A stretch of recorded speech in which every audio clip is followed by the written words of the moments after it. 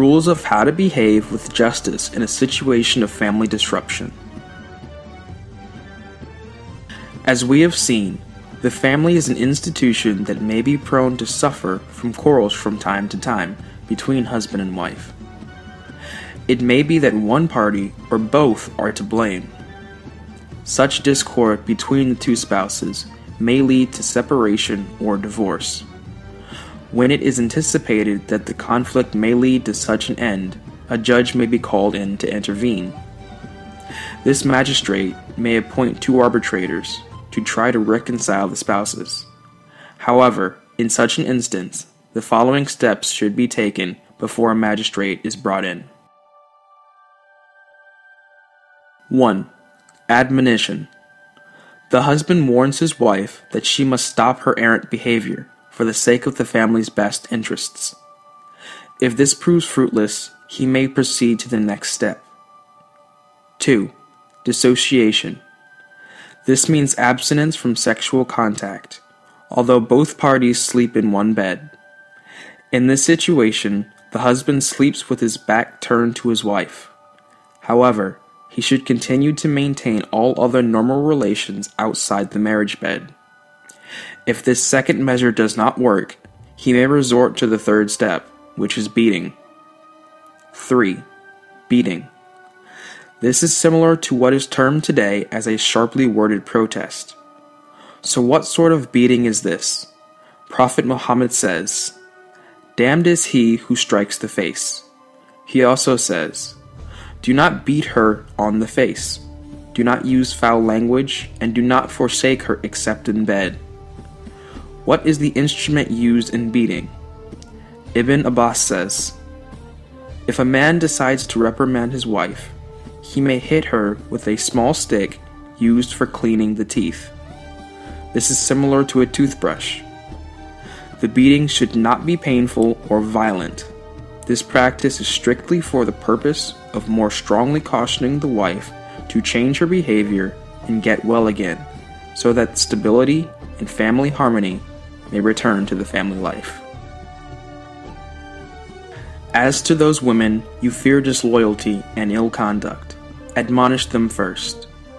Next, refuse to share their beds. And last, beat them lightly. But if they return to obedience, seek not against them means of annoyance. For Allah is Most High, Supreme. TQ, Surah 4, The Women, verse 34. When these three steps are of no avail, the judge sends two arbitrators to examine the case and work out a solution in the best interest of the family. Allah says, if you fear a breach between a man and his wife, appoint an arbiter from his people and another from hers. TQ, Surah 4, The Women, verse 35. The two arbiters must be mature and experienced in such matters, well known for their fairness and strong in their faith. It is not necessary that they must be chosen from among the families of the two spouses. That instruction is a recommendation only. The arbiters should stand for what is in the best interests of the marriage. They may, however, advise an end to the marriage. 4. Divorce. This means the severing of marriage ties, thus bringing the marital status to an end. It is contrary to what some people may take it to be. Divorce is the most detested of all that is permissible and legitimate in Allah's sight, because a stable marital life of a family is a highly cherished and precious institution in Islam. The bond of marriage is made to be enduring till death, so that spouses may be able to make their home a happy place in which to provide a good upbringing for their children. It is for this reason that the relationship between husband and wife is sacred and must be secure. Allah calls this relationship a firm contract. For how can you take it back when you have lain with each other and entered into a firm contract? TQ, Surah 4, The Women, verse 21. In this connection, Muhammad says the following. A. In Allah's sight, The most detested legitimate practice is divorce. B. Women may be divorced because of suspicious distrust. Allah does not like sexual epicures. C. Any woman that asks for her husband to divorce her when there is no harm shall never go to paradise. D. Get married and do not divorce, for divorce shakes the compassionate one's throne. If the husband then insists on divorce, he should observe the following Islamic rules. 1. He should not divorce his wife during her monthly period.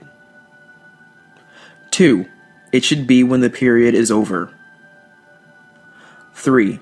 He should not have sexual intercourse with her after the period. Otherwise, he should wait for another period to come and be over. 4. He should not be angry or exasperated at the time he declares his divorce to her. 5. It should be made before 2 reliable witnesses. 6. The wife has to stay in her husband's house for 3 months after the declaration of divorce. However, if she is pregnant, this period of stay must be extended until she has given birth. 7. He should divorce her by uttering the words of divorce once. The tragic circumstance of divorce must follow 3 stages of procedure, which is illustrated by Allah in the Quran. Divorce may be pronounced twice, and then the woman must be retained in honor or allowed to go with kindness. TQ, Surah 2, The Cow, verse 229. This going with kindness is considered the 3rd declaration which terminates marriage totally and perpetually. Then, there are certain obligations which must be fulfilled after the 3 acts of divorce have taken place. Allah says, reasonable provision should also be made for the divorced woman. This is incumbent on righteous men. TQ, Surah 2, The Cow, verse 241.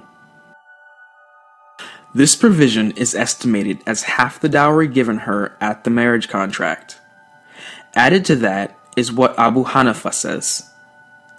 A divorced woman has the right to be provided with lodging, and the husband must also bear the cost of her maintenance, for she must spend the waiting period at their home.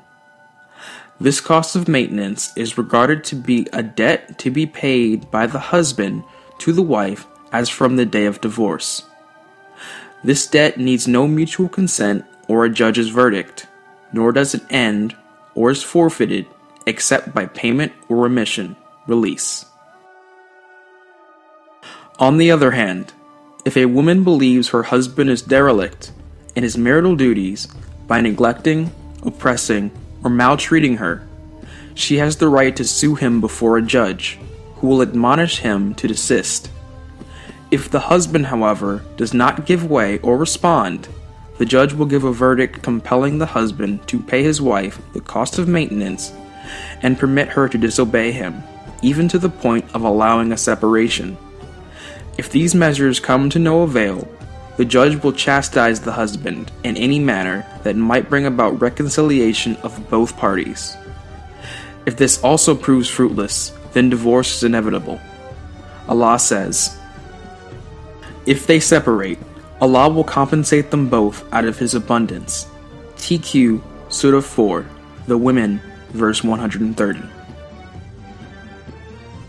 These rights of the wife over her husband, as determined by Imam Malik, 93 to 179 AH, or the 8th to 9th century CE, the great Islamic scholar and founder of the Maliki school of jurisprudence, match or correspond to those belonging to the husband over his wife, and are specifically mentioned in the Quran.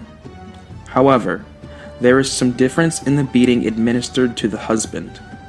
While the beating given the wife by the husband is not violent or painful, and given out of affection, the judge may beat the husband violently and with a strong stick. The second family, the intermediate one.